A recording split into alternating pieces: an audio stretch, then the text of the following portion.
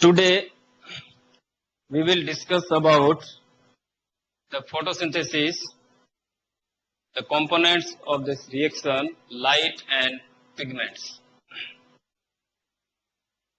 We know that the ultimate source of light is the sun, and study about the light in the branch of the science we can say photobiology. Light का मुख्य role photosynthesis में क्या है, इसके अलावा pigments का role क्या है। हम पहले से ही शुरू से पढ़ते आ रहे हैं कि फोटोसिंथेसिस रिएक्शन क्या होती है और इसमें कौन कौन से कंपोनेंट्स भाग लेते हैं, कौन से प्रोडक्ट इसमें कौन सा बनता है और कौन से ऑर्गेनिज्म ये फोटोसिंथेसिस करते हैं। लेकिन केवल हम लाइट को फोटोसिंथेसिस में ही नहीं पढ़ते हैं, इसके अलावा फोटोमॉर्फोजेनेसिस में भी लाइट का इंपॉर्टेंट रोल है, देन फोटो पीरियोडिज्म में भी लाइट का इंपॉर्टेंट रोल है। तो हम ये देखेंगे इस टॉपिक में कि ये लाइट का मेन नेचर क्या है, उसकी प्रॉपर्टीज क्या है, लाइट किस फॉर्म में ये मूव करती है।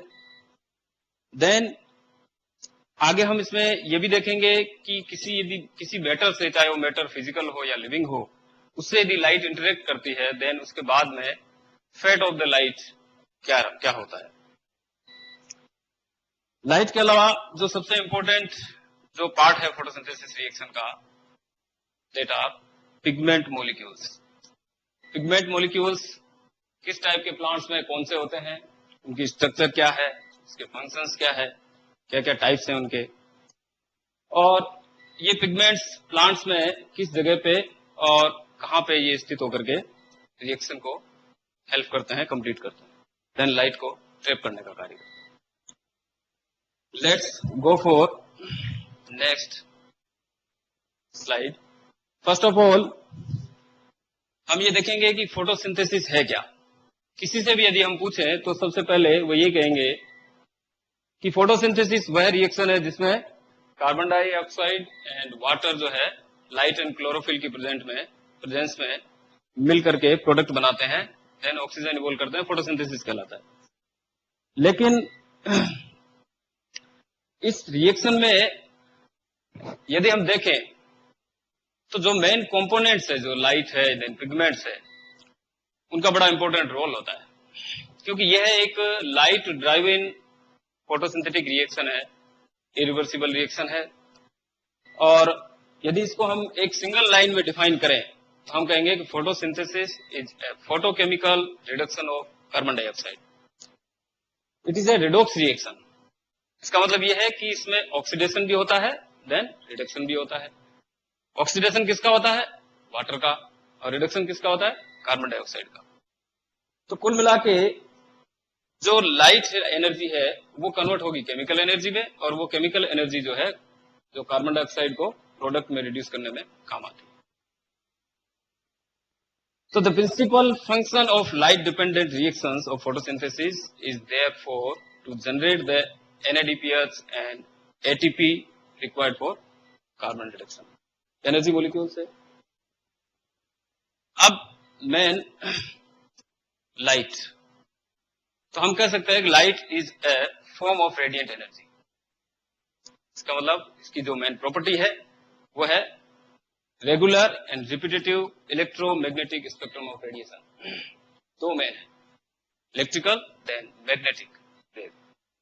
लाइट को यदि हम दो फॉर्म में इसकी स्टडी करते हैं, दो phenomenon, light is A wave phenomenon and light is a stream of discrete particle. Light is A wave phenomenon. एक तरंग के रूप में यदि हम लाइट को देखते हैं, it is characterized by regular and repetitive changes और waves in its electrical and magnetic properties. Wave properties of light characterized by wavelength और फ्रीक्वेंसी। इस डायग्राम में हम देख सकते हैं कि लाइट जिस डायरेक्शन की ओर ग्रो जा रही है उसमें दो तरह से ये तरंग हुए, एक तो हॉरिजॉन्टल, एक वर्टिकल। हॉरिजॉन्टल एंड वर्टिकल, दोनों के बीच में 90 डिग्री का एंगल है। और एक वेव में हम यदि एक साइकिल देखते हैं इस वेव का, वो साइकिल लेमडा कहलाता है। लेमडा यानी इसकी वेवलेंथ, और इस वेवलेंथ को हम लेमडा से डिनोट कर रहे हैं और यूनिट इसकी nanometre. 1 nanometre is equal to 10⁻⁹ metre. इसमें यदि हम एक रिएक्शन से एक इसको बताना चाहें इसको, तो mu is equal to C upon lambda.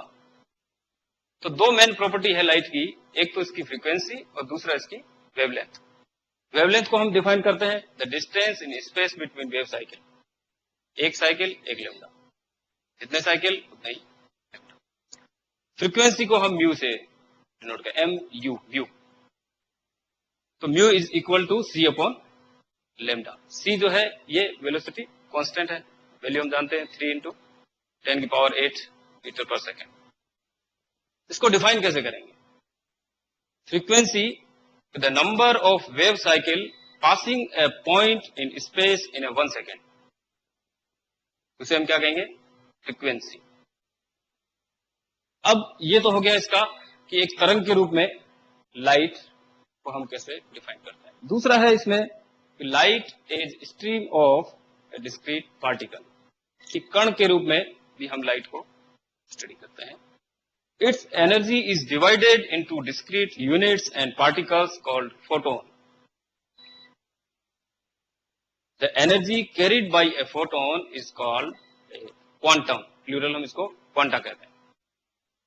इसका मतलब ये हुआ कि पार्टिकल के रूप में जो लाइट आ रही है छोटे छोटे पैकेट्स के रूप में, एक कंटिन्यूअस सीरीज की फॉर्म में, इनकी लाइट को हम कैलकुलेट कर सकते हैं, ये क्वांटाइज्ड है। और यदि हम एक इक्वेशन में देखें तो एक सिंगल फोटोन में कितनी एनर्जी होती है, EQ is equal to H mu. H mu and H and mu हम जानते हैं C अपॉन लेमडा, तो HC अपॉन लेमडा। H जो है ये प्लैंक कांस्टेंट है, तो C एंड H दोनों कांस्टेंट हो गए, और लेमडा जो है वो वेवलेंथ हो गई। इसका मतलब हम कह सकते हैं कि the quantum energy of radiation is inversely proportional to its wavelength. और यहां हम म्यू से कहें तो directly proportional to its frequency. Okay, अब एक सिंगल फोटोन में जो एनर्जी होती है वो छोटे पैकेट्स में, ये बहुत ही स्मॉल क्वांटिटी की होती है, लेकिन इसको भी हम आगे देखेंगे कि कैसे हम कैलकुलेट कर सकते हैं एक फोटोन में एनर्जी, सिंगल फोटोन में, देन ग्रुप ऑफ फोटॉन्स उस पर कितनी होती है। तो इस प्रकार यदि हम लाइट को देखें तो इस डायग्राम से हम समझ सकते हैं कि जिस किसी वेवलेंथ में, जिसकी वेवलेंथ जितनी ज्यादा होगी, देन क्या होगा, उसके अंदर उसकी फ्रीक्वेंसी उसकी उतनी ही लो होगी। तो फ्रीक्वेंसी उतनी लो होगी, देन उसकी एनर्जी उतनी ही लो होगी।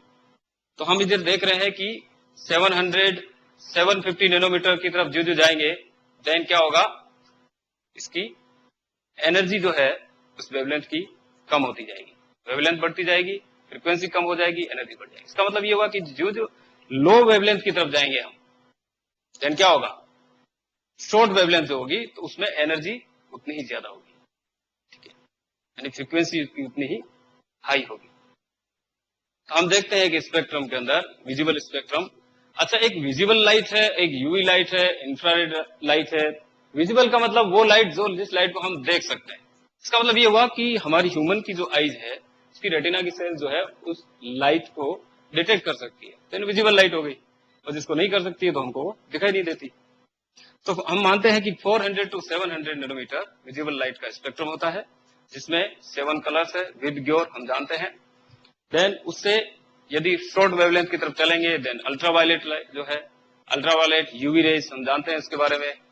यूवी रेज के 3 टाइप्स है, UV A, UV B, UV C, 3 type है, जो कि 280 से 400 तक हम उसको नैनोमीटर तक लेमडा है उसकी। देन आगे और जाएंगे एक्सरे, देन गामा रेज, और ज्यादा पावरफुल वेवलेंथ होगी। ऐसे ही यदि हम 700 से ऊपर जाएंगे देन इंफ्रारेड आएगी, ठीक है, उससे आगे जाएंगे माइक्रोवेव, देन रेडियो वेव्स। अब एक सिंगल फोटोन में एनर्जी जो है वो बहुत कम होती है, और यदि हम एक मोल फोटोन में एनर्जी यदि कैलकुलेट करें तो इस टेबल से हम ये देख सकते हैं कि अलग अलग कलर की वेवलेंथ सामने रेंज दे रखी है, उसमें कितनी एनर्जी, एक मोल फोटोन में कितनी एनर्जी होती है। आप पर्टिकुलर कोई सी भी रेड को देख लें, रेड में 440 से 700 नैनोमीटर आपको एक पर्टिकुलर वेवलेंथ लेनी है, कोई सी भी आप ले लें, 750 ले लें, 760 ले लें, और आप कैलकुलेट करके इसकी निकालेंगे तो वो सामने इसकी एक मोल फोटोन की एनर्जी निकलेगी। कैसे? Calculation of energy content of red light, हम एक सिंगल फोटोन की बात कर रहे हैं, with a representative wavelength of 660 nanometre, 660 nanometre की लेमडा है। अब इसमें एक फोटोन में कितनी एनर्जी है, इक्वेशन हम वही लेंगे, E is equal to H new.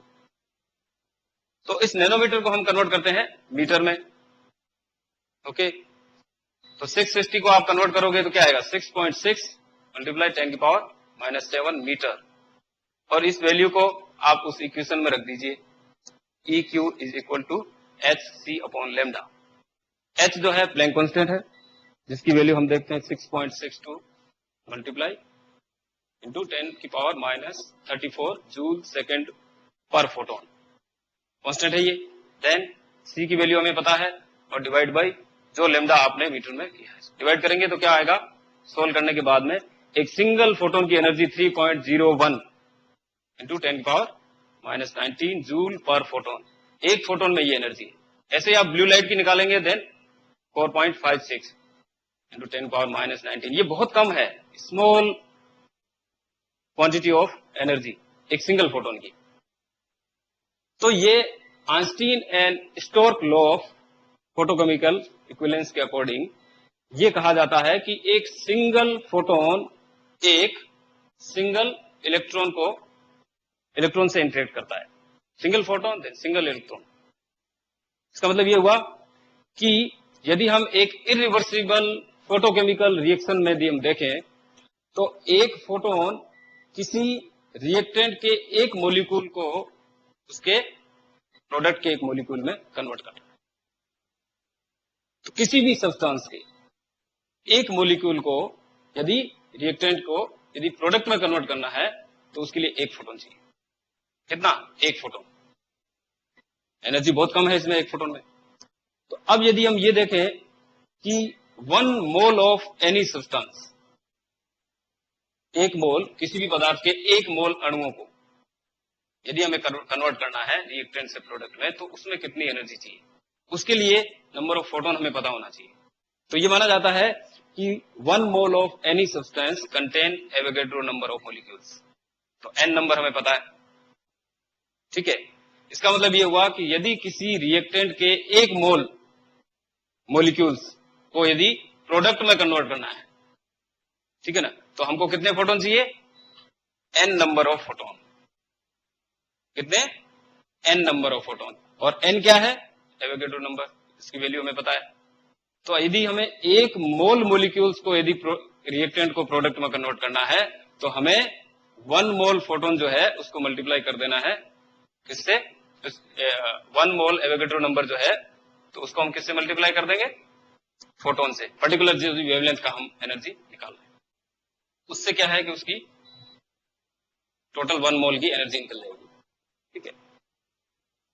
अब ये तो हुआ इसमें कि एक सिंगल फोटोन में एनर्जी कंटेन रहती है, प्लांट उसको एब्जॉर्ब करते हैं।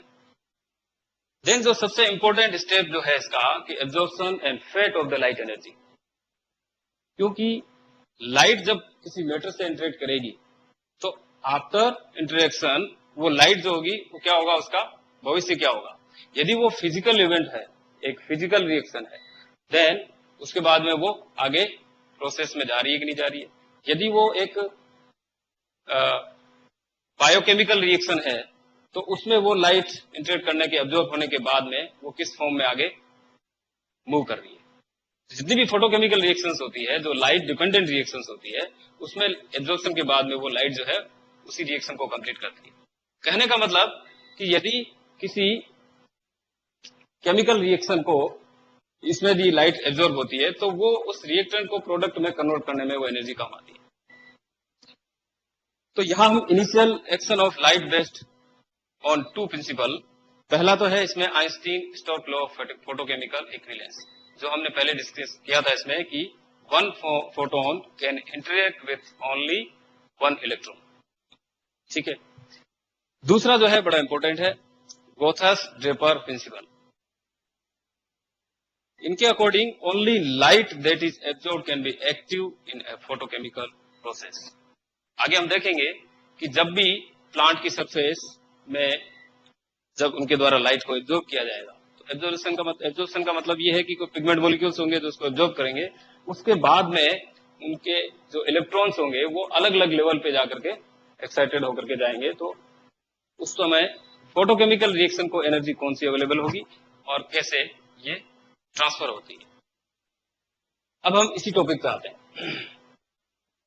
Absorption and fate of light energy. इसमें absorption of light by a pigment molecule is rapid photophysical electronic event occurring within a femtosecond. Plant surface की बात करें तो उसमें जो पिगमेंट मॉलिक्यूल्स है, कॉम्प्लेक्स मॉलिक्यूल्स है, ग्रुप ऑफ मॉलिक्यूल्स प्रेजेंट रहेंगे, ये लाइट को एब्जॉर्ब करेंगे। और जब ये लाइट एब्जॉर्ब करेंगे तो ये हम देखते हैं कि जो लाइट चाहे वो फोटोन फॉर्म में आ रही है तो उसके द्वारा इलेक्ट्रॉन जो है वो निकलेंगे। एब्जॉर्ब मॉलिक्यूल्स से इलेक्ट्रॉन जो है वो उसको गेन करके एनर्जी को देन हायर लेवल पे जाएंगे। तो वो हायर लेवल जो है वो भी इलेक्ट्रॉन के हैं। तो जब हम फोटोन की एनर्जी कैलकुलेट कर सकते हैं तो हम इलेक्ट्रॉन की एनर्जी भी कैलकुलेट कर लेते हैं, चाहे वो किसी भी हाई लेवल पे हो। ठीक है। तो जब लाइट को एब्जॉर्ब करेंगे पिगमेंट मॉलिक्यूल्स तो उस समय उस पिगमेंट मॉलिक्यूल्स के इलेक्ट्रॉन जीरो स्टेज S0 या ग्राउंड स्टेट से वो कहां जाएंगे, अपर लेवल पे, सिंगलेट स्टेट, एक्साइटेड स्टेट से हम कहते हैं। ठीक है। तो S0 से वो कहां जा रहे हैं, S1 पे जा रहे हैं, कोई S2 पे जाएंगे तो S3 पे जाएंगे। तो इनके ऊपर यदि हम देखें तो कोई S1 के ऊपर छोटी छोटी हॉरिजॉन्टल लाइन भी बनी हुई है, S2 के ऊपर भी छोटी छोटी हॉरिजॉन्टल लाइन बनी हुई है। ये लाइन क्या शो कर रही है, ये लाइन ये बता रही है कि केवल एक पिगमेंट मॉलिक्यूल तो इसको एब्जॉर्ब एट ए टाइम नहीं कर रहा, ग्रुप ऑफ मॉलिक्यूल्स है, और फोटोन भी सिंगल एब्जॉर्ब नहीं हो रहा, बहुत सारे फोटोन हो रहे हैं और वो भी एक वेवलेंथ के नहीं हो रहे हैं। तो अलग अलग वेवलेंथ के बहुत सारे फोटोन जब इतने सारे पिगमेंट मॉलिक्यूल्स के द्वारा एब्जॉर्ब होंगे तो वो अपने S0 से फिर ये अपर लेवल पे इलेक्ट्रॉन जाएंगे। तो इनके जो लेवल है, जो एक्साइटेड लेवल है, वो सबके जो है वो अलग अलग होंगे, डिफरेंस होगा थोड़ा। तो ये इस समय जो इनका लेवल होता है ये वाइब्रेशनल लेवल होता है इनका, इलेक्ट्रोकेमिकल एंड वाइब्रेशनल लेवल होता है। वो सबका अलग अलग, जिससे एक डिस्क्रीट सीरीज बनाते हैं, एक कंटिन्यूस सीरीज बनाएंगे जो कि अलग अलग लेवल पे होंगे। तो यहाँ पे जब ये एक्साइटेड स्टेट में जाएगा कोई भी इलेक्ट्रॉन तो उसके बाद में ये बहुत ही कम टाइम तक वहां पे एक्साइटेड लेवल पे रहेगा, ये रहते हैं नैनो सेकंड तक वहां रहते हैं। देन तुरंत ही ये लोअर स्टेज में आएंगे तो उस समय ये हीट के फॉर्म में एनर्जी निकालता है। तो इस जो एक्साइटेड इलेक्ट्रॉन नीचे के लेवल में आएंगे तो उस समय जो हीट निकालेंगे ये अलग अलग फॉर्म में निकलती है, जिसे हम डिफाइन कर सकते हैं जैसे thermal deactivation. Thermal deactivation means when a molecule loses excitation energy as heat, the electron will very quickly drop or relax to the lowest excited singlet state. हम देख सकते हैं इसमें डायग्राम में S2 से डेसेड लाइन बनी हुई है S1 के नीचे की ओर। ये जो है S2 बराबर, हम इधर देखें इसमें सामने लेमडा देखिए 400 के नीचे है, 440 430 के आसपास, यानी कि एनर्जी लेवल बहुत हाई है, ये बहुत हाई लेवल पे है। तो तुरंत ही ये अपनी एनर्जी जो है हीट फॉर्म में निकालेंगे और ये नीचे के किसी भी एक्साइटेड लेवल पे आ जाएंगे, ग्राउंड लेवल पे नहीं आएंगे। तो यहां जो हीट निकलेगी इसे हम कहते हैं थर्मल डीएक्टिवेशन। ठीक है। दूसरा है इसमें fluorescence. Fluorescence is a emission of light from the lowest excited singlet state, यानी कि S1 से ग्राउंड स्टेट में आ रहे हैं, और जो वो हीट निकालेंगे वो हीट किस फॉर्म में है, उसको हम क्या कहेंगे, फ्लोरेसेंस कहेंगे। तीसरा स्टेज जो है वो है इसमें मेटा स्टेबल या ट्रिपल स्टेज, ठीक है, T1। T1 is more stable then singlet state, ये बीच की स्टेट है। तो यहां से जो एनर्जी निकलेगी हीट फॉर्म में, यही एनर्जी जो है फोटोकेमिकल रिएक्शन में काम आती है। इसके अलावा T1 से P यानी फॉस्फोरेंस ग्राउंड स्टेट में जो आएगा, तो जो हीट निकलेगी ये भी फोटोकेमिकल रिएक्शन में काम आती है, हीट फॉर्म में एनर्जी निकलती है, ठीक है। तो इसको हम एक इंडक्टिव रेजोनेंस के द्वारा हम बताते हैं रेडिएशन लेस ट्रांसफर। ये एक इंपॉर्टेंट पॉइंट है, क्योंकि प्लांट्स में जो पिगमेंट्स उपस्थित होते हैं उन पिगमेंट्स की स्ट्रक्चर ऐसी होती है कि दो पिगमेंट मॉलिक्यूल्स के बीच में गैप नहीं होता है, बहुत कम होता है। ये इतने पास पास सटे होते हैं कि एक पिगमेंट मॉलिक्यूल जो ही एनर्जी को गेन करेगा, देन उसका एनर्जी लेवल हाई हो जाएगा, देन पास में जो है उसका ऑटोमेटिक लो रहेगा। तो एनर्जी जो ट्रांसफर होती है वो एक से दूसरे मॉलिक्यूल के अंदर ऐसे ट्रांसफर होती है। तो ये जो पिगमेंट मॉलिक्यूल्स होते हैं, क्लोरोफिल हो चाहे एसेसरी पिगमेंट्स हो, ये प्रोटीन के साथ मिल करके एक स्ट्रॉन्ग कॉम्प्लेक्स बनाते हैं, और वे एक ऐसा एनवायरमेंट क्रिएट करते हैं जिससे एनर्जी का ट्रांसफर जो है मॉलिक्यूल्स टू मॉलिक्यूल वो एफिशिएंटली हो सके, कि एनर्जी जो है वो फालतू के हीट फॉर्म में निकल करके एनवायरमेंट में नहीं निकल जाए। नहीं तो क्या होगा, एक 440 या ब्लू लाइट को एब्जॉर्ब किया और रिएक्शन सेंटर तक पहुंचते पहुंचते उसकी वेवलेंथ इतनी हो जाएगी कि वो किसी फोटो सिस्टम को एक्टिव ही नहीं कर पाए। इसलिए इसको हम कहते हैं इंडक्टिव रेजोनेंस। एनर्जी में be transferred between pigment molecules with very high efficiency, but require that the pigment molecules are very close together. आगे हम देखेंगे इसमें कॉम्प्लेक्स आएगा, क्लोरोफिल प्रोटीन एसोसिएशन के नाम से आता है। And that the fluorescent emission band of the donor molecule overlaps the absorption band of the recipient। तो इतना गैप इन मॉलिक्यूल्स के बीच में होता नहीं है। तो ये तो है इसमें कि लाइट को कैसे एब्जॉर्ब करने के बाद में वो कैसे आगे ट्रांसफर होती है। अब जो है दो तरह के स्पेक्ट्रम बनते हैं, एक तो एब्जॉर्प्शन स्पेक्ट्रम, एक है एक्शन स्पेक्ट्रम। हम देखते हैं, हमने पढ़ा भी होगा इसमें, लेकिन दोनों में फर्क क्या है। Absorption spectrum means a graph whereby the absorption of light by a pigment measured as relative absorbance is plotted as a function of wavelength। का मतलब यह है कि कोई भी पिगमेंट यदि किसी एक स्पेक्ट्रम को, उसके रीजन को, लाइट को एब्जॉर्ब करता है, तो वो उसको हमने एब्जॉर्बेंस को उस वेवलेंथ के अकॉर्डिंग जो हम ग्राफ बनाएंगे, वो क्या आ जाएगा, एब्जॉर्प्शन स्पेक्ट्रम। फॉर एग्जांपल आप देख लीजिए, इसमें फर्स्ट में क्लोरोफिल ए का जो है, जिसमें हम देखते हैं ये पूरा जो है ब्लू लाइट 440 50 के आसपास ये हाई है, 10 ग्रीन एरिया में बहुत लो हो जाएगा, देन 660 70 80 के आसपास ये बहुत हाई है। ऐसे ही क्लोरोफिल बी का आपको नजर आएगा, ऐसे ही बीटा कैरोटीन का, ठीक है। तो ये स्पेक्ट्रम जो है ये एब्जॉर्प्शन स्पेक्ट्रम। लेकिन हम ये देखते हैं कि कोई भी पिगमेंट के द्वारा यदि कोई लाइट एब्जॉर्ब होती है, तो उस लाइट के द्वारा कुछ पीक बनते हैं। ये पीक बन रहा है, इसका मतलब यहाँ पे एनर्जी उन्होंने उस वेवलेंथ को ज्यादा एब्जॉर्ब किया है, यानी लेवल इसका हाई है। और जहां पर ये लेवल लो आ रहा है, इसका मतलब इसका एब्जॉर्प्शन बहुत कम हुआ है। तो ये एक तरह से किसी मॉलिक्यूल का, उस पर्टिकुलर मॉलिक्यूल का एक फिंगरप्रिंट है।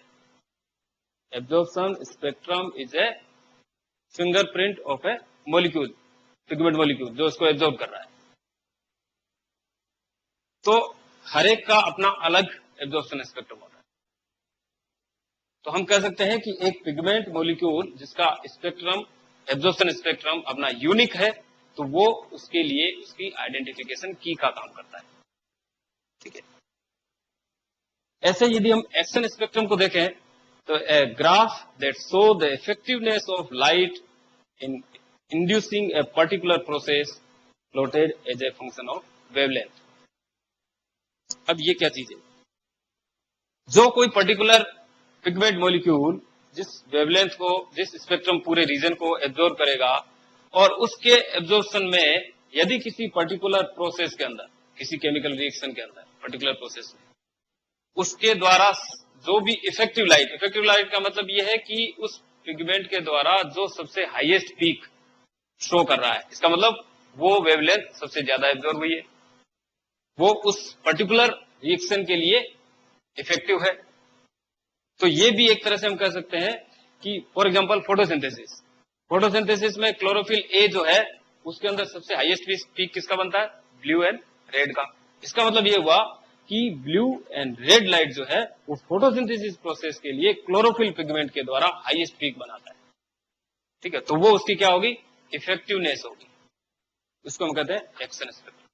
तो ये भी एक तरह से पर्टिकुलर पिगमेंट के लिए उसका इफेक्टिवनेस पर्टिकुलर प्रोसेस के लिए एक यूनिक होता है, तो ये भी उसके लिए एक आइडेंटिफिकेशन की का काम करता है। तो दोनों ही स्पेक्ट्रम जो है एक तरह से दोनों के लिए की का काम करते हैं। और नेक्स्ट अब हम चलते हैं इसके सेकंड पार्ट पे, जो है फोटोसिंथेटिक पिगमेंट्स या फोटो रिसेप्टर। ये हम देखते हैं कि प्लांट्स में बहुत टाइप के पिगमेंट्स पाए जाते हैं, और ये पिगमेंट जो है एक ग्रुप में होते हैं, प्रोटीन के साथ इनका एसोसिएशन होता है, और ये कहां पाए जाते हैं, थाइलाकोइड की मेम्ब्रेन में, और ये लाइट को एब्जॉर्ब करते हैं, देन एब्जॉर्ब करके रिएक्शन सेंटर तक उसको ले जाते हैं, देन उसको कन्वर्ट करते हैं लाइट एनर्जी को केमिकल एनर्जी में। लेकिन ये फोटो रिसेप्टर जो है that are pigment molecules that process the energy and information content of light into a form that can be used by the plant. ये पिगमेंट मॉलिक्यूल्स होलोक्रोम कहलाता है, जिसे हम कहते हैं क्रोमोप्रोटीन। ठीक है, तो क्रोमोप्रोटीन्स इज इक्वल टू, हम कह सकते हैं किससे बनते हैं, ये chromophore plus apoprotein. Apoprotein proteinaceous part है, और क्रोमोप्रोटीन जो है वो पिगमेंट मॉलिक्यूल्स का पार्ट है, तो ये मिलाते हैं chromoproteins. And chromophore is the portion of the chromoprotein molecule responsible for absorbing light, तो लाइट को एब्जॉर्ब करता है। अब जनरल यदि हम देखें, क्योंकि पिगमेंट में यदि हम आगे स्ट्रक्चर में भी जाएंगे, हम उसके टाइप्स भी पढ़ेंगे, इसमें क्या चेंजेस भी हो रहे हैं ये भी देखेंगे हम, लेकिन हमें ये पता होना चाहिए कि ये पिगमेंट्स एक्चुअल में सिचुएटेड कहाँ होते हैं। ठीक है, क्योंकि हम हायर प्लांट्स में फोटोसिंथेसिस नहीं होता। ठीक है, यहाँ हायर प्लांट्स को देखेंगे, एल्गी में भी होता है फोटोसिंथेटिक पिगमेंट्स, तो साइनोबैक्टीरिया में भी पाया जाता है। ठीक है, तो सब में इनकी जो लोकेशन है वो अलग अलग होती है।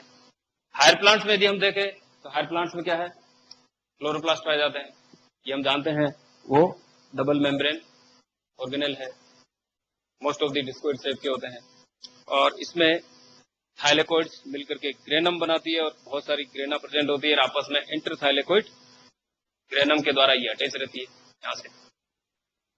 और लाइट जब इसमें आती है तो वो लाइट थाइलेकोइड मेम्ब्रेन के अंदर की साइड में, ल्यूमन साइड में, वहां पर ऑक्सीडेशन करती है। जब फोटोसिंथेसिस का आगे नेक्स्ट लेक्चर आएगा उसमें हम देखेंगे कि कैसे ऑक्सीडेशन और कहां पे होता है, ऑक्सीजन कहां बनती है।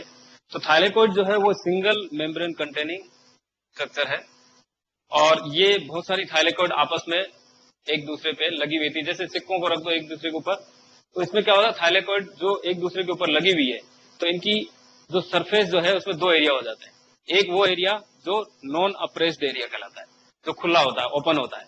जैसे इसमें देखें तो ये ऊपर से यहां से पूरा ओपन है, इसकी साइड की है ये पूरा एरिया जो है वो ओपन है, लेकिन बीच में जो है नीचे का एरिया पूरा दबा हुआ है, इसे कहते हैं अप्रेस्ड रीजन। एक हो गया नॉन अप्रेस्ड रीजन जिसमें डायरेक्ट लाइट पड़ेगी, एक होता है नॉन अप्रेस्ड रीजन, तो दबा हुआ रीजन। ठीक है, अब जो नॉन अप्रेस्ड रीजन होगा, ठीक है, वहां पर ये सारा ईटीएस सिस्टम, देन इसमें photo system first and second, आप एटीपेज एंजाइम भी उस साइड में पाए जाएंगे, और अप्रेस्ड रीजन में ये नहीं होगा एटीपेज। अब लाइट जब इसमें आएगी तो हम जानते हैं कि क्लोरोफिल मॉलिक्यूल जो होते हैं वो अपना पर्टिकुलर उनका एब्जॉर्प्शन स्पेक्ट्रम है, उसके साथ एक्सेसरी पिगमेंट पाए जाते हैं, वो भी उनका अपना अलग है, ये उनको एब्जॉर्ब करेंगे। लेकिन जनरली हम यही कहते हैं कि पौधे हरे क्यों होते हैं। ठीक है, तो हरे का रीजन यही है कि क्लोरोफिल जो है अमाउंट इसका ज्यादा होता है, और क्लोरोफिल क्या करते हैं, ब्लू और रेड को ही एब्जॉर्ब करते हैं, रेड एरिया, इसमें ग्रीन एरिया जो है वो ट्रांसमिट हो जाता है, इसलिए हमको ये ग्रीन दिखाई देता है। फिर ये इसकी इंटरनल स्ट्रक्चर है जो हम इसमें क्लोरोप्लास्ट में हम देखते हैं, साइटोलॉजी का एक पार्ट भी है ये। अब हम आते हैं पिगमेंट्स पे। दो मेन टाइप है, main pigments then accessory pigment. Main pigment chlorophyll और एसेसरी में हम कैरोटिनॉइड्स पढ़ते हैं, फाइकोबिलिन्स, फ्लेविनॉइड्स, बीटा साइनिन, ठीक है, ऐसे यूवी एंड विजिबल जो है रिसेप्टर है। ये पिगमेंट्स इस थाइलेकोइड की मेम्ब्रेन के अंदर लगे रहते हैं और इनके द्वारा लाइट एब्जॉर्प्शन होता है और ये ट्रांसफर करते हैं उसको, रिएक्शन सेंटर भी इनसे मिलकर बना होता है। लेकिन इनकी स्ट्रक्चर पे यदि हम जाएं तो सबसे पहले हम क्लोरोफिल की बात करेंगे। Chlorophyll located in thylakoid membrane. Chlorophyll have magnesium ion in the centre. Tetrapyrrole की साइक्लिक स्ट्रक्चर होती है जिसके बीच में मैग्नीशियम आयन होता है। क्लोरोफिल पिगमेंट्स हार्वेस्ट एनर्जी, हमने देखा कि वो उसको हार्वेस्ट करते हैं, ट्रैप करते हैं। Then by absorbing certain wavelength blue and red, ठीक है, are the most important. Plant are green because the green wavelength is reflected not absorb. ये तो हम जनरल चीज है। स्पेक्ट्रा हमने देख लिया क्लोरोफिल ए और क्लोरोफिल बी का। यहां हम देख सकते हैं आसानी से ब्लू लाइट जो है जिसमें हायर पीक है इनका और रेड में भी हायर है, जो दोनों ही इफेक्टिव लाइट है। It's primarily responsible for harvesting light energy used in photosynthesis. It consists of two parts. ये स्ट्रक्चर पे आ रहे हैं, क्लोरोफिल की स्ट्रक्चर दो मेन पार्ट्स है, porphyrin head and phytol tail. Porphyrin head जो है, porphyrin is a cyclic tetrapyrrole made up of 4 nitrogen containing pyrrole ring arranged in a cyclic fashion.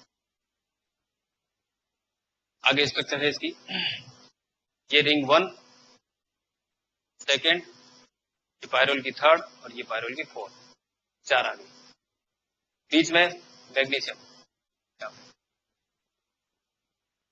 First ring में कार्बन नंबर 1, यहां से carbon number 1, ये 1 हो गया। Then 2, 3, 4, 5, 6, 7, 8। यदि हम स्ट्रक्चर को देखते हैं तो पोरफायरिन पार्ट जो है वो क्लोरोफिल का मुख्य भाग है और ये लगभग सभी जीवों में पाया जाता है, सभी ऑर्गेनिज्म में होता है, एनिमल्स में भी होता है। मैग्नीशियम की जगह आयरन आ जाएगा, तो ये यूबिक्विटस है, सब जगह होता है। और जो एनर्जी जो एब्जॉर्ब की जाती है वो पोरफायरिन पार्ट के द्वारा ही एब्जॉर्ब की जाती है, फाइटोल के द्वारा नहीं।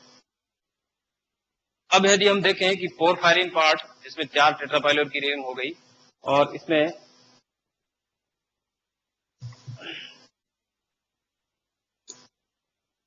First ring, second, 3rd and 4th। Phytol tail जो है वो 7 नंबर कार्बन से अटैच है बाय द एस्टरिफिकेशन। कई बार क्वेश्चन पूछा जाता है कि फाइटोल टेल पोरफायरिन के किस कार्बन से अटैच है, कौन सी पायरोल की रिंग से अटैच है? रिंग 4 और कार्बन नंबर 7 एस्टर बॉन्ड बनता है और एस्टर बॉन्ड के द्वारा ये अटैच रहती है। फाइटोल टेल 20 कार्बन की होती है और पोरफायरिन जिसमें हमने स्ट्रक्चर देख ली इसमें। अब यदि हम टाइप पे आए तो अभी ये जो स्ट्रक्चर हमने देखी है ये है क्लोरोफिल की, तो क्लोरोफिल ए की भी स्ट्रक्चर है। तो क्लोरोफिल ए जिसमें हम देखते हैं इसमें 2 मेन पार्ट, वही porphyrin then phytol, same structure और इनका जो एब्जॉर्प्शन ऑफ वेवलेंथ है वो 430 then 664 nanometer, blue and red. Chlorophyll A is a universal pigment. जानते हैं सभी जितने भी फोटोसिंथेटिक ऑर्गेनिज्म है सब में क्लोरोफिल ए पाया जाता है, ठीक है, इवन साइनोबैक्टीरिया में भी पाया जाता है। तो cyanobacteria is a oxygen evolving photosynthetic bacteria. बाकी अदर प्रोकैरियोटिक ऑर्गेनिज्म होते हैं उनमें क्लोरोफिल ए नहीं होता है, उसमें क्या होता है, बैक्टीरियो क्लोरोफिल, ठीक है, तो वो ऑक्सीजन इवोल्व नहीं करता। इसी वजह से फ्रिच ने साइनोबैक्टीरिया को उसमें ब्लू ग्रीन एल्गी या साइनोफाइसी क्लास के अंदर का बट इंपोर्टेंट क्लास है वो।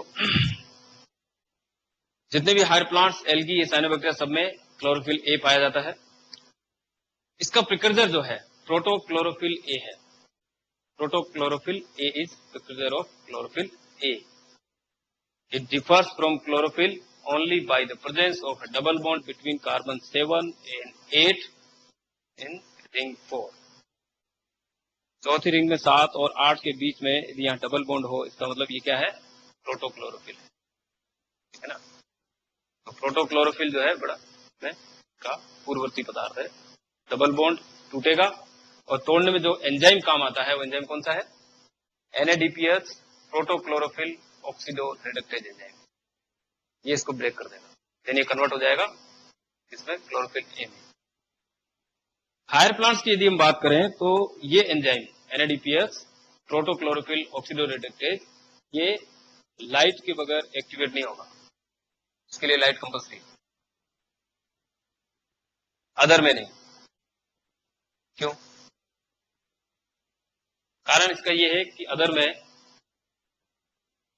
लाइट के अलावा वो डायरेक्ट इनडायरेक्टली एक्टिव हो जाते हैं, डार्क में भी, क्योंकि इनके लिए लाइट जरूरी है। वो जो है बीटा कैरोटीन्स वगैरह जो होते हैं उनके द्वारा ट्रैप करके ट्रांसफर एनर्जी से भी ये एक्टिवेट हो जाता है। तो the strong absorbance in the blue and red and transmit the green, तो क्लोरोफिल का ग्रीन कलर हो जाता है ये तो है क्लोरोफिल ए की स्ट्रक्चर। अब यदि हम बी में आएंगे तो बी का एब्जॉर्प्शन स्पेक्ट्रा थोड़ा अलग है, इसमें थोड़ा सा चेंज, 460 747 नैनोमीटर 647 नैनोमीटर। और क्लोरोफिल ए तो सभी में होता है, और जब क्लोरोफिल ए के साथ में बी प्रेजेंट होगा तो ये देन ग्रीन कलर देता है, ग्रीन प्लांट्स। तो जितनी भी ग्रीन एल्गी है हायर प्लांट्स जिसमें ग्रीन कलर नजर आ रहा है, इसका मतलब क्लोरोफिल ए के साथ में बी प्रेजेंट है और रेशियो जो है उनका 2:1 होता है। डिफरेंस क्या है क्लोरोफिल ए और बी में? डिफरेंस है कि क्लोरोफिल ए की स्ट्रक्चर में सेकेंड पायरोल की रिंग में मेथिल की जगह क्या होता है, एल्डिहाइड ग्रुप अटैच हो जाता है, देन कन्वर्ट हो जाएगा क्लोरोफिल बी में, और कोई डिफरेंस नहीं। नहीं, क्लोरोफिल बी में भी पोरफायरिन भी होगा और फाइटोल भी होगी। डिफरेंस केवल सेकेंड पायरोल की रिंग पे थर्ड कार्बन पे मेथिल की जगह पे क्या जुड़ जाता है, एल्डिहाइड ग्रुप अटैच होता है, तो ये हो जाएगा क्लोरोफिल डी। अब हम आते हैं क्लोरोफिल सी पे। तो क्लोरोफिल सी जो है वो क्लोरोफिल ए के समान ही होगा, लेकिन इसमें क्या होगा, फाइटोल जो है वो नहीं पाई जाएगी, यानी कि एब्सेंट होगी, केवल पोरफायरिन पार्ट, फाइटोल नहीं होगी।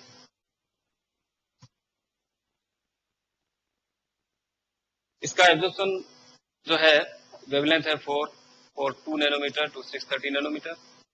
और जितने भी डाइटम्स है, डायनोफ्लेजिलेट्स है, ब्राउन एल्गी, थियोफाइसी, उनमें क्लोरोफिल ए के साथ में क्लोरोफिल सी पाया जाता है। देन अब हम क्लोरोफिल डी की तरफ चलते हैं। ये भी क्लोरोफिल ए के जैसा ही होता है। डिफरेंस कहां होगा, फर्स्ट रिंग के इसमें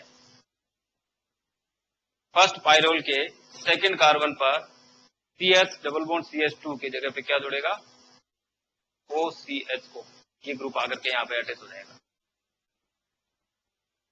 तो ये क्या कन्वर्ट हो जाएगा क्लोरोफिल डी में। ठीक है, तो ए और डी में इतना सा डिफरेंस है, और ज्यादा डिफरेंस नहीं है। देन क्लोरोफिल डी जो है वो रेड एल्गी में रोडोफाइसी मेंबर जो है उनमें क्लोरोफिल ए के साथ में उपस्थित होते हैं। एब्जॉर्प्शन स्पेक्ट्रा जो है 455 और 696 नैनोमीटर। रेड एल्गी जिसको हम रेडोफाइसी कहते हैं, ये मराइन एल्गी है, बड़ा ग्रुप है। रेड कलर इनमें होता है, A+D हम बता रहे हैं, लेकिन एक्चुअल में इनके अंदर दूसरे पिगमेंट्स भी पाए जाते हैं जो रिस्पॉन्सिबल होते हैं रेड कलर के लिए। जैसे ही थियोफाइसी में जो ब्राउन कलर होता है वो A+C तो प्रेजेंट होते हैं, लेकिन इनमें अलग से जेंथोफिल्स वगैरह पाए जाते हैं जो आगे हम डिस्कस करेंगे। क्लोरोफिल ई भी होता है जो कि जेंथोफाइसी के अंदर पाया जाता है। ऐसे F भी है। देन हम मेन जो है 4 टाइप इसको देखते हैं। अब जो इम्पोर्टेंट जो पॉइंट है जैसा हम पहले डिस्कस किया था उसके बारे में कि क्लोरोफिल उनकी स्ट्रक्चर के साथ, उनके साथ में प्रोटीन जो है वो भी इंटीग्रल प्रोटीन इसके साथ अटैच रहते हैं और ये मिल करके एक कॉम्प्लेक्स बनाते हैं। और ये बहुत जरूरी है क्लोरोफिल के लिए। ये नहीं है देन क्या होगा, स्ट्रॉन्ग लाइट जो होगी वो क्लोरोफिल को डिस्ट्रॉय कर देगी। दूसरा, एनर्जी ट्रांसफर जो है वो इतना एफिशिएंटली होगा नहीं। तो इसको यदि हम देखें, it help to maintain the pigment molecules in the size relationship required for efficient absorption and energy transfer. एक ऐसा एनवायरमेंट क्रिएट कर लेते हैं बिल्कुल प्रोटीन के साथ मिलकर, तो आसानी से ये एनर्जी को ट्रांसफर कर सकते हैं बिना लॉस किए। It provide each pigment with a unique environment that in turn give each molecule a slightly different absorption spectrum, absorption maximum. These slight absorption differences are an important factor in the orderly transfer of energy through the pigment bed toward the reaction center. क्योंकि जो high wavelength, इसमें लो wavelength absorb होगी blue light की, तो वो 440 या 450 nanometre की wavelength जब रिएक्शन सेंटर तक आएगी तो बिना इस टाइप के एसोसिएशन के वो एफिशिएंटली उतनी एनर्जी रिएक्शन सेंटर तक नहीं पहुंचा पाएगी। इसलिए इनका ये एसोसिएशन प्रोटीन के साथ जो है वो कंपलसरी हो जाता है। इसका और भी फायदा है लास्ट में, essential to protect chloroplast from photo oxidation. जो क्लोरोफिल मॉलिक्यूल होते हैं, यदि लाइट डायरेक्टली यदि ये एब्जॉर्ब कर ले तो क्या होगा, इनका ऑक्सीडेशन हो जाएगा। क्यों हो जाएगा? क्योंकि ऑक्सीजन प्रेजेंट रहती है और वो ऑक्सीजन जो है रेडिकल ऑक्सीजन हो सकती है और इसमें एक्साइटेड ऑक्सीजन वो तुरंत ही इसको डिग्रेड करती है। उससे बचाने के लिए ये एसोसिएशन जरूरी होता है। तो हम देख सकते हैं इस डायग्राम में कि फोटोसिस्टम सेकंड में और फर्स्ट के अंदर क्लोरोफिल के साथ में कई सारे प्रोटीन जो है वो पाए जाते हैं। हम देखते हैं क्लोरोफिल प्रोटीन 47, क्लोरोफिल प्रोटीन 43, ये सारे इसमें पाए जाते हैं। D1 प्रोटीन, D2 प्रोटीन, ये मिलकर के एक लाइट हार्वेस्टिंग कॉम्प्लेक्स बनाते हैं। और ये कॉम्प्लेक्स जो होता है ये एक एंटीना कॉम्प्लेक्स, जिसमें लाइट को ये ट्रैप करते हैं और उसको एब्जॉर्ब करते हैं, देन ये ट्रांसफर करते हैं उसको रिएक्शन सेंटर की। तो ये ऐसा लाइट हार्वेस्टिंग कॉम्प्लेक्स फर्स्ट में भी होता है और सेकंड में भी होता है। डिटेल इसकी नेक्स्ट आगे जो कि हम लेक्चर आएंगे, फोटोसिंथेसिस पढ़ेंगे, उसमें आ जाएगा। अब हम नेक्स्ट चलते हैं अगले पिगमेंट जो एक्सेसरी पिगमेंट है, जिसे हम कैरोटिनॉइड्स कहते हैं। कैरोटिनॉइड्स एक ग्रुप ऑफ एक्सेसरी पिगमेंट है जो कि कैरोटीन एंड जेंथोफिल से मिलकर बना हुआ है। इसको हम family of orange and yellow pigment के नाम से भी जानते हैं। Most of the photosynthetic plants में ये पाए जाते हैं। The carotenoids are predominantly hydrocarbon. 340H56 ये का मोलिकुलर फॉर्मूला है। They are lipid soluble and found either in the chloroplast membrane और in specialized plastid called chromoplast. तो हम देखते हैं अलग अलग कलर्स होते हैं, जैसे कैरेट में देखते हैं उसकी रूट्स में बीटा कैरोटीन होता है, ठीक है। ऐसे हम फ्रूट्स में देखते हैं, टोमेटो हो गया, मिर्च हो गया, ठीक है ना, कैप्सिकम, उनमें कलर होता है लाइकोपीन। ऐसे ही जितनी भी लीव्स है जो पतझड़ के अंदर हमें येलो कलर की दिखाई देती है। तो ये सारे जो पिगमेंट्स है, थियोफाइसी brown colour, rhodophyceae red colour, ठीक है। तो इनमें भी जो है जेंथोफिल बहुत ज्यादा पाए जाते हैं। थियोफाइसी में फिकोजेंथिन होता है स्पेसिफिक। अब कैरोटीन पे यदि हम आते हैं और कैरोटीन के टाइप्स देखें, इसमें मुख्य रूप से 4 कैरोटीन के टाइप देखते हैं। Alpha carotene, beta carotene, gamma carotene and then lycopene. हम इनकी स्ट्रक्चर को थोड़ा सा देखेंगे कि इनमें माइनर सा डिफरेंस होता है। अल्फा कैरोटीन जिसके दोनों एंड साइक्लिक होते हैं, ये आप देखिए अल्फा कैरोटीन, इसमें एक्चुअली आइसोप्रीन की यूनिट से मिलकर बना होता है, ठीक है। और यहां देखेंगे तो ये बराबर 2 पार्ट है इसके, और दोनों मिरर है एक दूसरे के। आप इधर का देख लीजिए और इधर का देख लीजिए, एक दूसरे के दोनों मिरर पार्ट, ठीक है। और दोनों एंड साइक्लिक है, यानी ये भी पूरा साइक्लिक है और इधर भी देखें ये भी पूरा एक बेंजीन की रिंग बनी हुई है, साइक्लिक रिंग। ये किसकी बात कर रहे हैं हम? अल्फा कैरोटीन की बात कर रहे हैं, ठीक है। और ऐसे हम बीटा कैरोटीन की बात करें, ये बड़ा इंपॉर्टेंट है पिगमेंट। बीटा कैरोटीन ज्यादा क्वांटिटी में पाया जाता है। The major carotenoid in the algae and higher plants and both ends of the molecule are cyclized. ठीक है, दोनों साइक्लिक होते हैं और ये क्लोरोफिल को फोटो ऑक्सीडेशन होने से बचाने का काम भी करते हैं। तो यदि हम इसकी स्ट्रक्चर देखें बीटा कैरोटीन की, तो इसमें भी साइक्लिक है और इसमें भी साइक्लिक है। अब डिफरेंस कहाँ है अल्फा और बीटा में? डिफरेंस सिर्फ एक बॉन्ड का है। वो बॉन्ड आप देखिए, यहाँ पे अल्फा कैरोटीन में जो बॉन्ड इस जगह पे प्रेजेंट है, ये जस्ट ऑपोजिट स्ट्रक्चर आता है यहाँ पे बॉन्ड की लोकेशन का, तो अल्फा एंड बीटा। ऐसे ही gamma carotene green photosynthetic bacteria इसमें पाया जाता है और जिसमें केवल एक ही साइक्लिक एंड होता है। देन लाइकोपिन जो है वो principal pigment of tomato fruit and both ends are open. अब हम आते हैं जेंथोफिल्स पे। Xanthophyll yellow and oxygenated carotenes होते हैं। Oxygen present in the form of hydroxyl, carboxyl, methoxyl and epoxide. तो ऑक्सीजन जो है किस फॉर्म में? हाइड्रोक्सिल आयन फॉर्म में भी हो सकती है। एक्चुअल में हम इसको ऑक्सीजनेटेड कैरोटीन्स क्यों कह रहे हैं? क्योंकि एंटीना कॉम्प्लेक्स में क्लोरोफिल के साथ में, जैसे क्लोरोफिल ए हो गया, देन बी हो गया, देन कैरोटीन्स आ गए। तो जब कैरोटीन की खास बात क्या है? बीटा कैरोटीन यूवी इसमें सॉरी ब्लू लाइट जो है, स्ट्रांगली ब्लू लाइट, उसको ये एब्जॉर्ब करती है, जो हाई एनर्जेटिक्स होती है। एब्जॉर्ब करते ही क्या होगा? एक क्वेंस बनाती है, एक क्वेंस क्रिएट होगा, क्वेंस होगा। इसमें क्या होगा?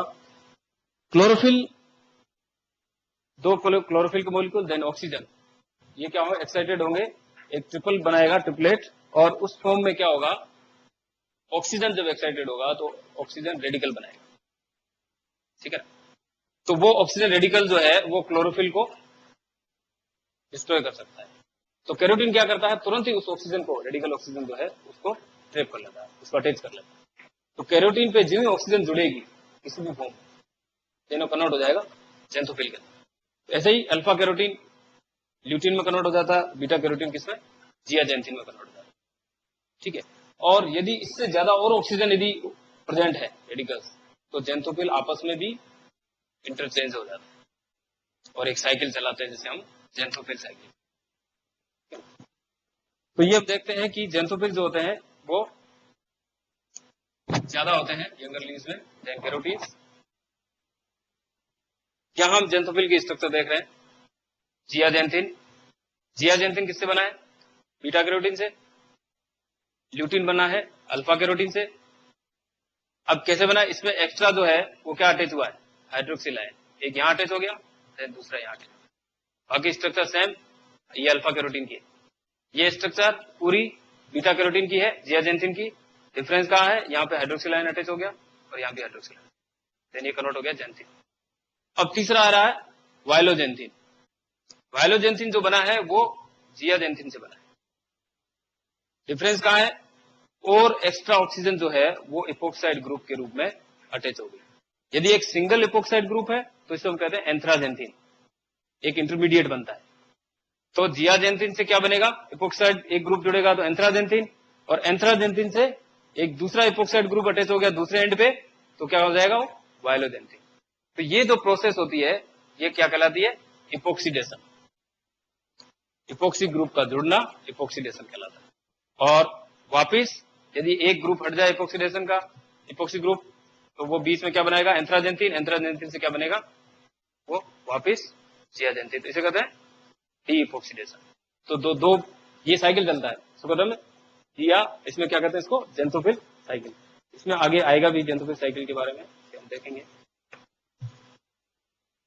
ये रहा नेक्स्ट। यहां हम देख सकते हैं दो कंडीशन है इसमें।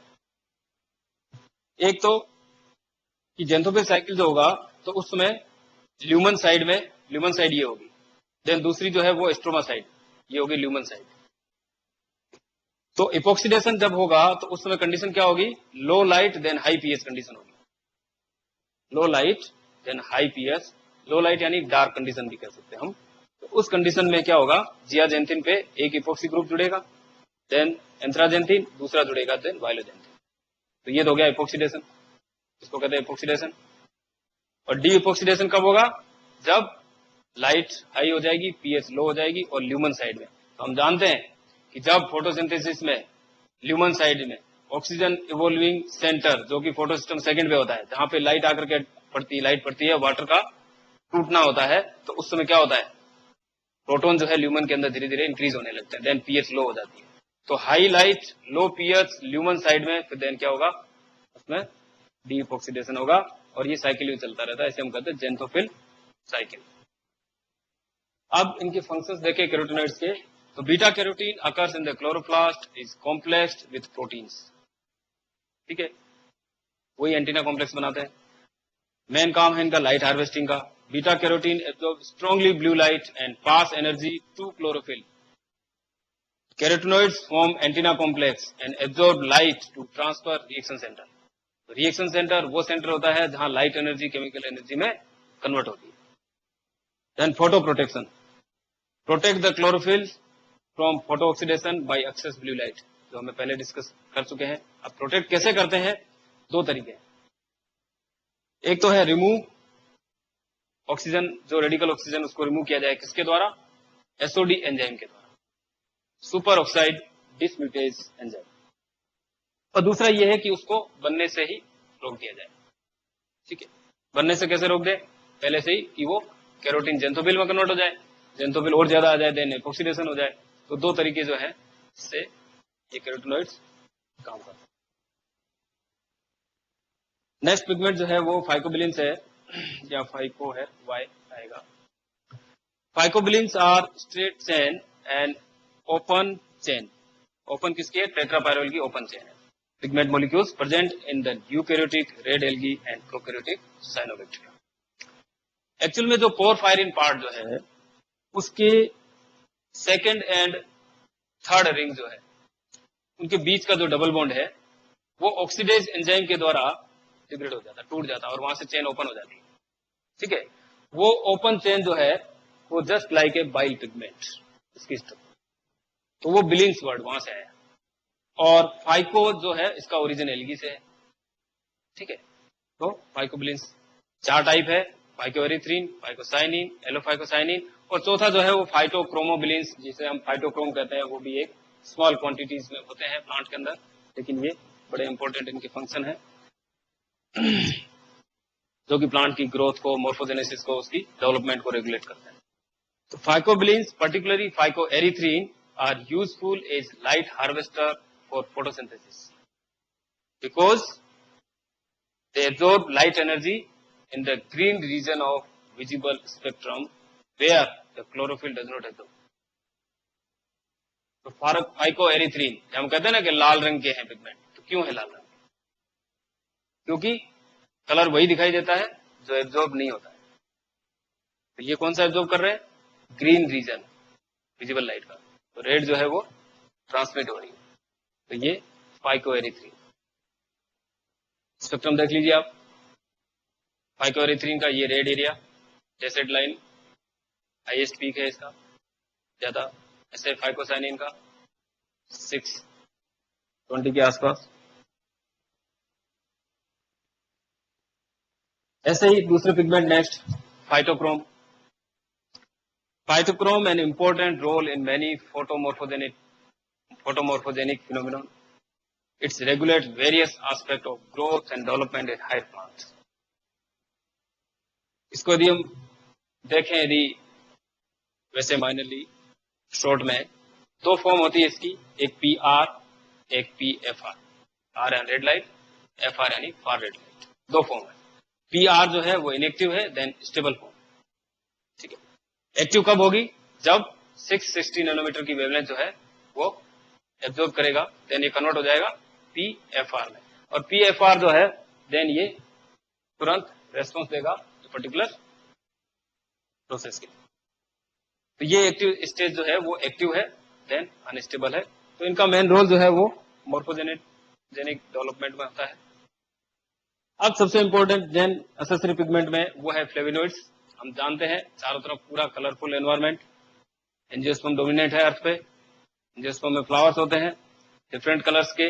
आजकल तो जीएमओ क्रॉप्स आ गई, कई सारे GMO varieties, genetic modified variety develop की जा रही है, उसमें कई सारे के अलग अलग फ्लावर्स।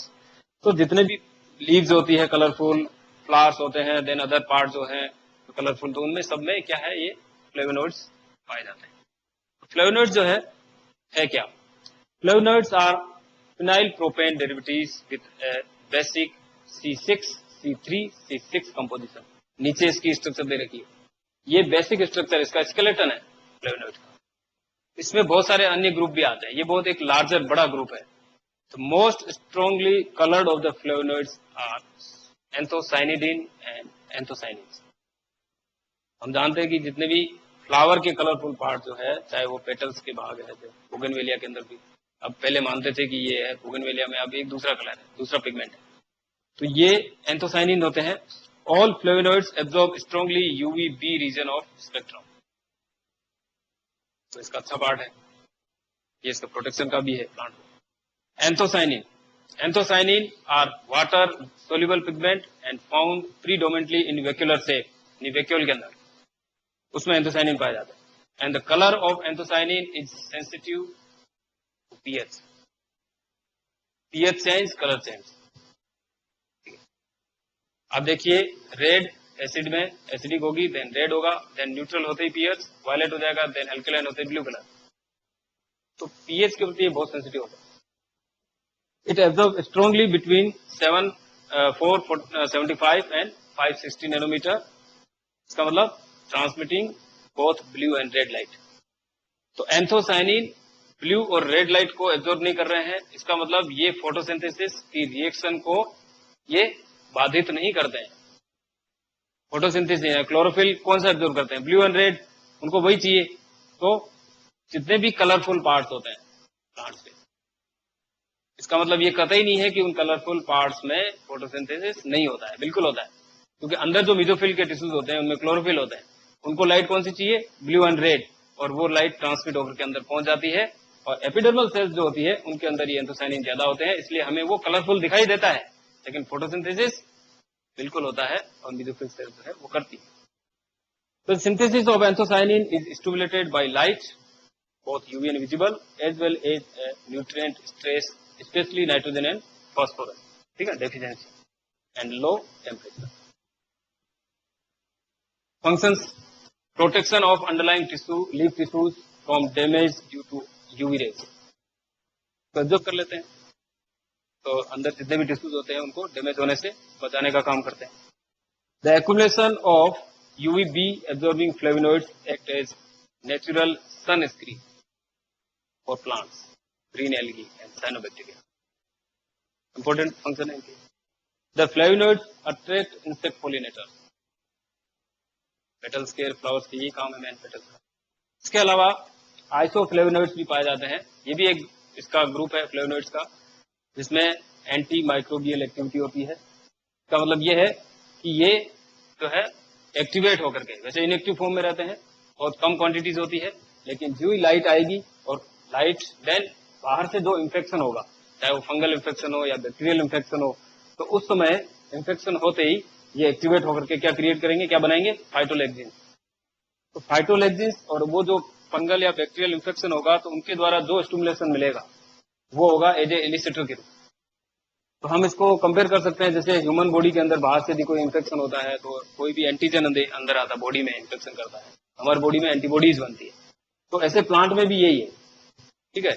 ये फाइटोलैक्सिन जो एंटीबॉडीज के इक्वल है, बाहर से कोई एलिसिटर आया, देन फाइटोलैक्सिन जो है का फॉर्मेशन होता है।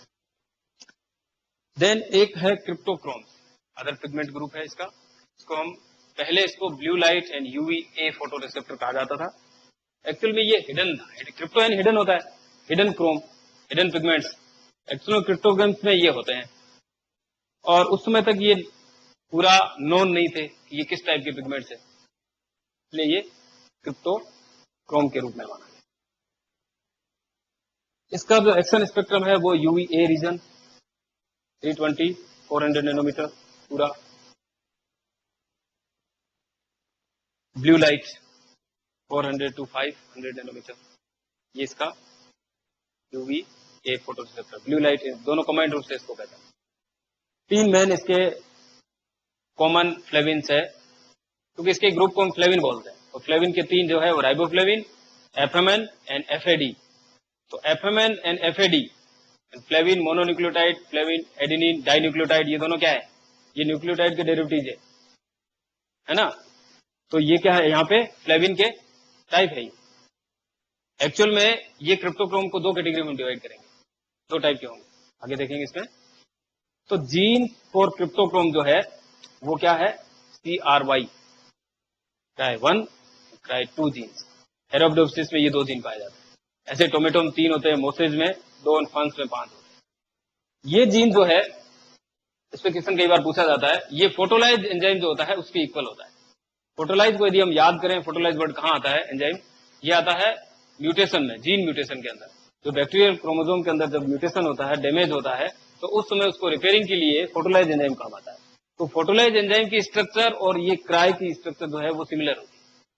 उसमें भी 2 मेन इसके पार्ट होते हैं, एक तो एफएडी एंड टेरिन। तो सेम स्ट्रक्चर जो है वो क्राई की होती है, उसमें भी एफएडी एंड टेरिन 2 मेन पार्ट। अब इन दोनों में हम डिफरेंस देख सकते हैं। 2 मेन टाइप है, एक तो है क्रिप्टोक्रोम, एक है फोटोट्रोपिन। क्रिप्टोक्रोम जो है इसमें 2 मेन ये आ गए। क्रिप्टोक्रोम्स क्या होते हैं, फोटोट्रोपिन्स क्या होते हैं, ये 2 मेन इसमें टाइप्स आते हैं। क्रिप्टोक्रोम्स साइटोप्लाज्मिक होते हैं, जबकि फोटोट्रोपिन जो है वो प्लाज्मा मेम्ब्रेन पे लगे रहते हैं। 75 किलो डाल्टन इसका वेट होता है, और ये 120 किलो डाल्टन। इसमें क्राइजीन होते हैं, इसमें 4 जीन होते हैं। तो एराबिडोप्सिस में 2 जीन पाए जाते हैं। एराबिडोप्सिस में इस फोटोट्रोपिन के 2 जीन होते हैं, एक होता है फोटो1, एक होता है फोर्ट2, फोर्ट1 एंड फोर्ट2। तो क्राइजीन भी 2 होते हैं, क्राई1 एंड क्राई2। Cryptochrome consist of FAD and pterin, जबकि इसमें फोटोट्रोपिन में केवल 2 एफएमएन होते हैं, फ्लेविन मोनोन्यूक्लियोटाइड। फंक्शन देख लीजिए, cryptochromes involve in morphogenic responses, response such as photoperiod dependent control of flowering, stimulation of leaf expansion, और थर्ड जो है इनिबिशन ऑफ स्टेम रेगुलेशन। जबकि फोटोट्रोपिन जो होते हैं, इसका मेन काम है regulation of phototropism and stomatal opening, protect chloroplast from photo inhibition due to exposure to excess light. तो ये है क्रिप्टोक्रोम। एक लास्ट जो है इसमें बीटा साइनिन। बीटा साइनिन जो है ये पहले हम मानते थे कि बोगनवेलिया में इसमें जो कलर होते हैं एंथोसाइनिन की वजह से होते हैं, चुकंदर में, लेकिन एक्चुअल में ये एक नया ग्रुप जो है इसे हम कहते हैं betacyanin. Prominent red pigment of beet root and bougainvillea flower, ये फ्लेवोनॉइड्स नहीं होते हैं, ये बीटा साइनिन होते हैं। More complex group of glycosylated compound known as betalains और beta cyanin.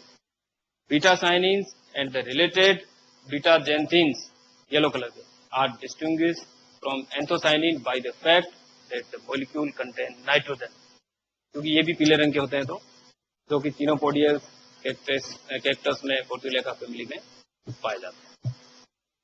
Thank you very much.